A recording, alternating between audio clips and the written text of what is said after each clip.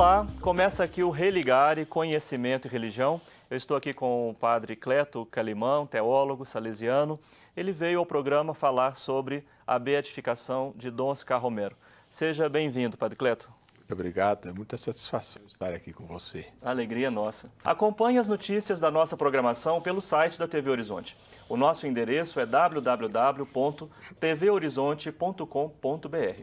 Pelo canal Religare Conhecimento e Religião no YouTube, você acessa os vídeos das entrevistas. Compartilhe os nossos vídeos e faça os seus comentários para os nossos convidados. E nós também estamos nas redes sociais. Procure por Religare Conhecimento e Religião e deixe também os seus comentários para a nossa equipe. Padre Cleto, Dom Oscar Romero foi beatificado, mas a mídia, inclusive a mídia católica brasileira, repercutiu pouco a beatificação de Dom Oscar Romero.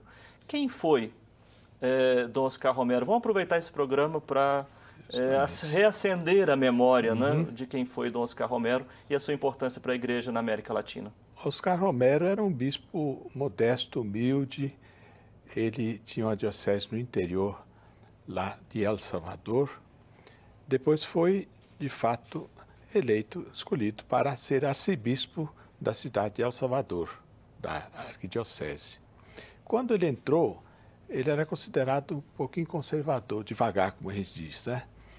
Mas, aos poucos, pelo clima de hostilidade, de briga mesmo, ferrenha, entre o exército de El Salvador e a guerrilha, então o povo ficou no meio de campo, que nem sanduíche. E ele começou a perceber os estragos que a guerra, né, a guerra produzia no meio do povo. E a conversão dele praticamente se deu quando ele percebeu a morte de um jesuíta jovem, Rutilio Grande, né? Ele viu aquilo e disse, não pode ser. O povo sofrendo por causa das pretensões de um lado e de outro. E aí ele começa, de fato, a fazer os seus sermões, a visitar as comunidades, a animá-las.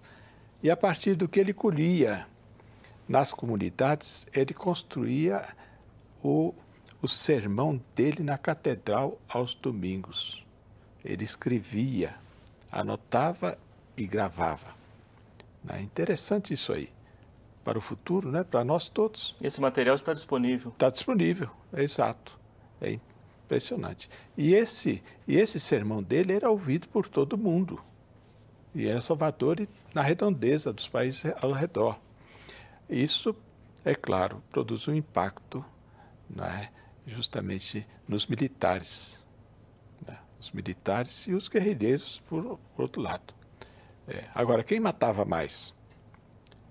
Não eram os guerrilheiros. A contagem que o pessoal faz lá é que os guerrilheiros mataram, vamos supor, 5% de populares. E o resto era o exército que fazia as chacinas. Sim. Exércitos, paramilitares e assim por diante. Quer dizer, o Dom Oscar não foi o único mártir. Você citou o padre Rutilio Grande. Vários mártires, inclusive depois, uns 10, 12 anos depois, acho que 89, foram mortos 6 jesuítas da Universidade Católica de El Salvador. Eles foram chacinados, inclusive a pobre da empregada também foi chacinada. Sim. Foram mortos ali esses nossos amigos, né, acadêmicos, professores de teologia, professores de sociologia, jesuítas. Sim. Nos anos 80, a Igreja na América Latina repercutia mais esses acontecimentos dessa igreja martirizada, perseguida, né, pela sua profecia. O que era aquele clima, né, eclesial e em que ele se diferencia do momento presente? O clima eclesial lá era, de fato, bem animado, quente, digamos assim, todo mundo ligado às mudanças, às transformações que estavam sendo realizadas, sobretudo ligadas ao projeto de igreja latino-americano de Medellín e depois Puebla, que Dom Oscar Romero foi a Puebla e aquilo, de fato, era uma caixa de ressonância muito grande pela dinâmica das comunidades eclesiais de base, pela dinâmica da teologia da libertação daquela época, não é? Que hoje já não se percebe do mesmo jeito. Há um outro clima, não é? O clima cultural é diferente, aquilo que a gente chama de pós-modernidade. Pós-modernidade tira um pouquinho da força profética da igreja, porque penetra um espírito mais light, mais leve, em toda a igreja. Individualista também, Individualista, não é? A religião é percebida mais a partir dos sujeitos, né? E não a partir de um projeto também de realidade social, transformação social, de justiça, de fraternidade e assim por diante. Sim. Padre Cleto, as relações entre o Estado de El Salvador e a ditadura que acontecia em El Salvador e o Vaticano, parece que Dom Romero não teve muito sua voz ouvida e acolhida pelas instâncias da Cúria Romana. Da Cúria Romana. De fato, esse é um fato. É um fato que, na listagem dos mártires modernos, não entrou Dom Oscar Romero. Essa listagem foi feita em Roma. É lástima isso, mas, de fato, agora o Papa Francisco reconhece com esse ato, reconhece a dinâmica profética dos 3 anos, praticamente. Ele passou 3 anos à frente da Arquidiocese de El Salvador. Nesses 3 anos, ele, de fato, deu nova esperança ao povo, renovou a esperança do povo. Sim. Eu acho que isso foi um reconhecimento claro, solene, de que ele realizou uma vida de entrega ao povo pela justiça, pela causa dos pobres. É a causa dos pobres que estava em jogo. Essa dívida para com o martírio de Dom Oscar Romero na igreja, só agora, então, reconhecida pelo Papa Francisco, no seu entendimento, produziu um silêncio, né, sobre aquele grito profético de Dom Romero, nesses anos aí de igreja na América Latina? É um pouco de estranhar que a repercussão pela mídia, a nossa mídia praticamente falou pouco.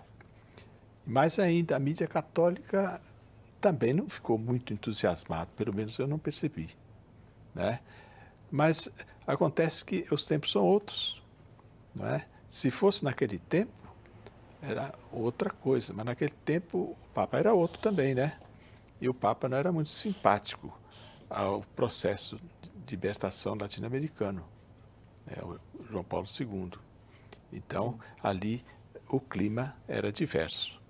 Atualmente, o Papa Francisco é da região, é da América Latina, do fim do mundo, né, como ele disse, e conhece o que é a vida da igreja aqui. Isso é importante para nós. No fundo, é o reconhecimento de que o caminho que a igreja latino-americana tomou, né, é um caminho que a Igreja Universal pode e deve seguir.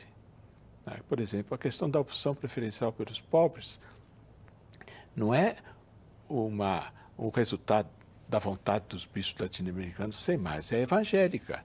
Isso foi reconhecido pelo Papa Bento XVI em Aparecida. Ele diz que a opção pelos pobres é cristológica. É Jesus Cristo que fez isso, mas já no Antigo Testamento, Javé dá preferência aos pobres, por isso ele liberta Israel, o povo hebreu, do Egito, liberta da escravidão para um lugar de liberdade. E assim, depois, no cativeiro, a mesma coisa. São os grandes temas da teologia latino-americana. Êxodo e cativeiro. Mas a esperança é mais forte, então a gente vai olhando para frente, apesar das dificuldades. Alguns teólogos, algumas teólogas repercutiram negativamente a temática da beatificação, como se fosse um tipo de enquadramento de Dom Romero nas estruturas eclesiásticas. Exato. Qual é O que significa, né, a igreja reconhecer alguém como beato? É um tipo de enquadramento? Olha, não é bem tipo de enquadramento. Tem dois tipos. Você acompanhou essa repercussão? Houve uma repercussão negativa de algumas colegas e colegas da teologia. Não enquadra, não. Eles exalta e põe em sobressalência, né? O quê?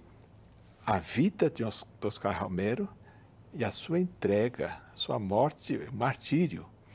E o martírio, eu pego uma distinção, acho que foi o Suzin, Luiz Carlos Suzin, fez uma distinção que eu achei interessante. Tem santo que ele é feito para exemplaridade, para dar exemplo, como exemplo.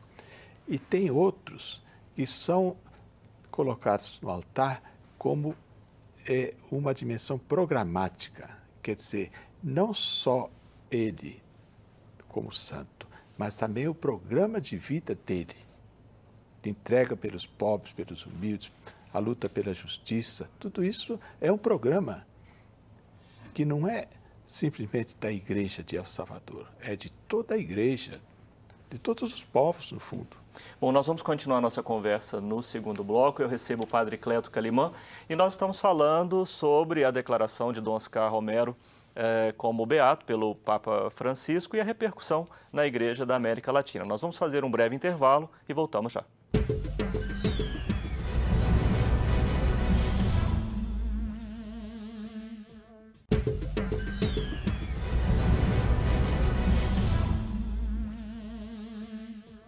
No dia 20 de novembro de 1977, Dom Oscar Romero, no seu sermão, dizia o seguinte: que maravilha será o dia em que cada batizado compreender que sua profissão, seu trabalho, é um trabalho sacerdotal.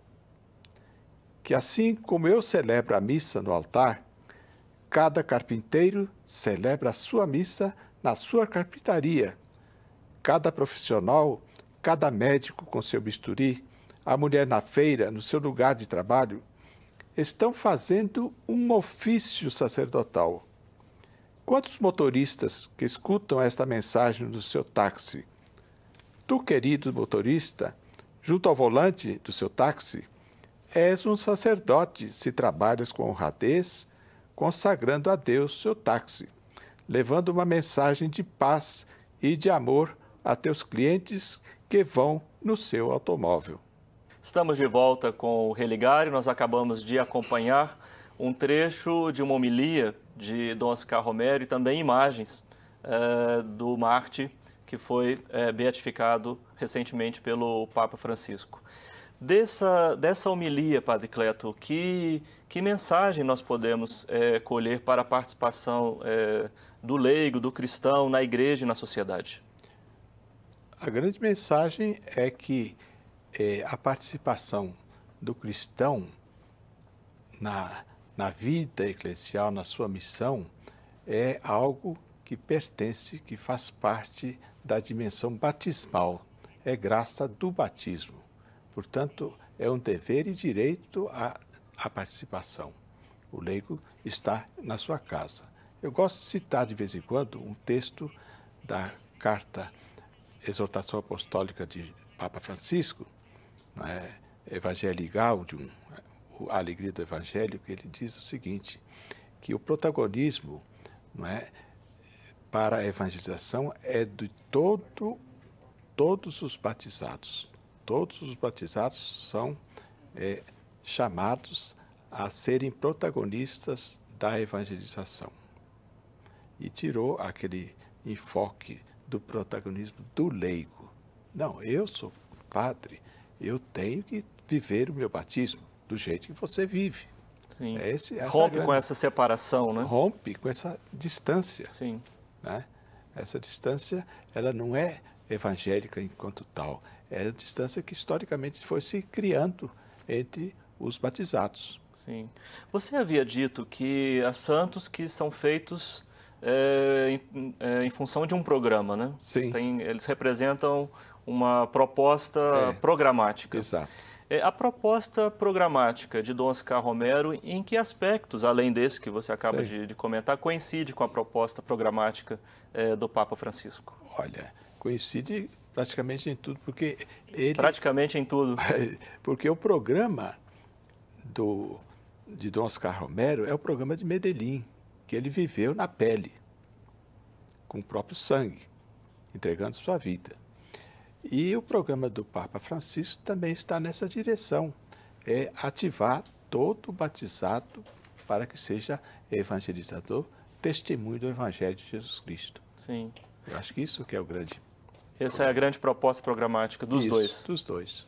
Mais de uma vez você citou a Conferência de Medellín, citou também a Conferência de Puebla. Acho que seria interessante dar uma breve explicação sobre o que foram essas conferências. Né? A Conferência de Medellín faz parte de uma série de 5 grandes reuniões do episcopado latino-americano, como aquela que aconteceu em Aparecida em 2007.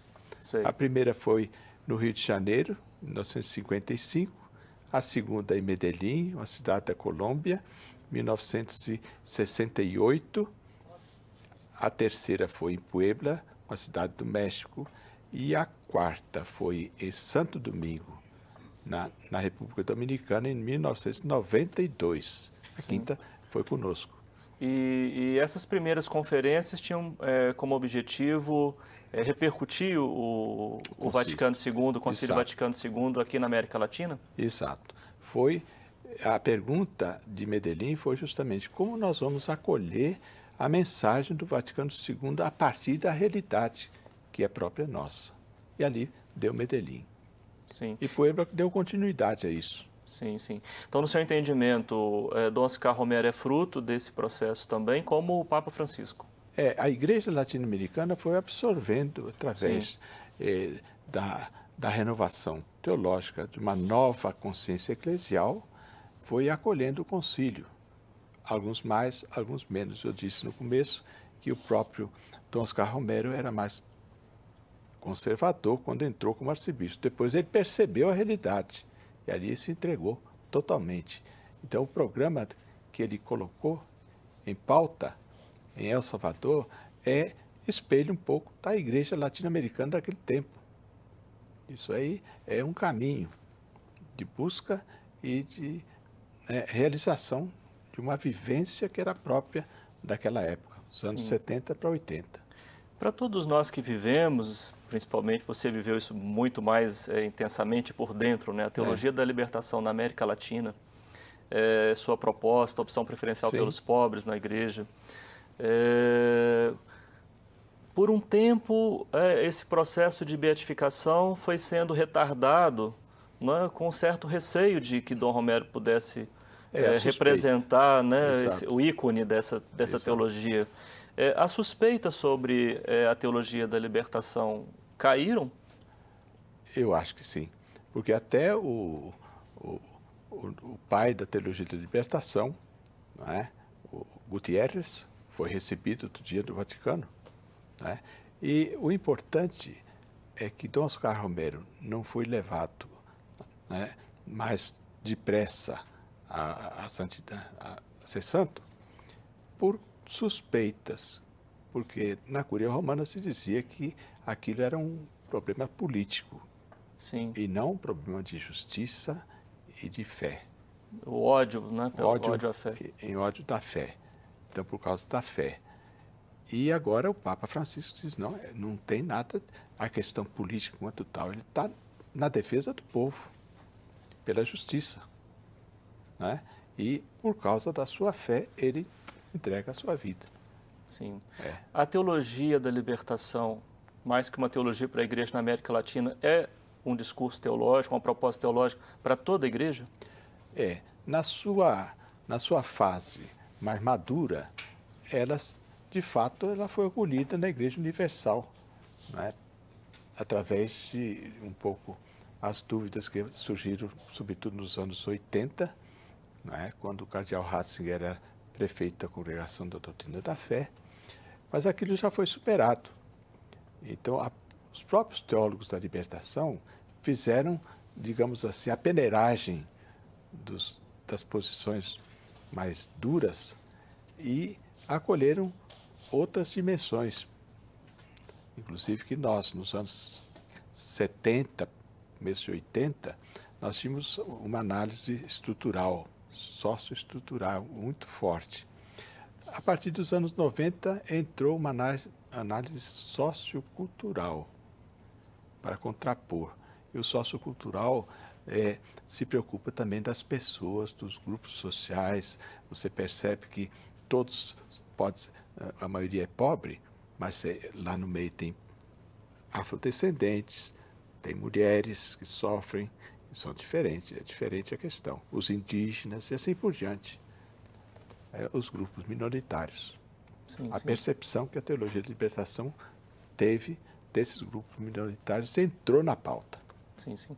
Isso você já colocou. Nós vemos uma época em que a centralidade no indivíduo é muito grande, os discursos vão assumindo uma forma mais light, a questão emocional, poderíamos acrescentar também, ganha destaque.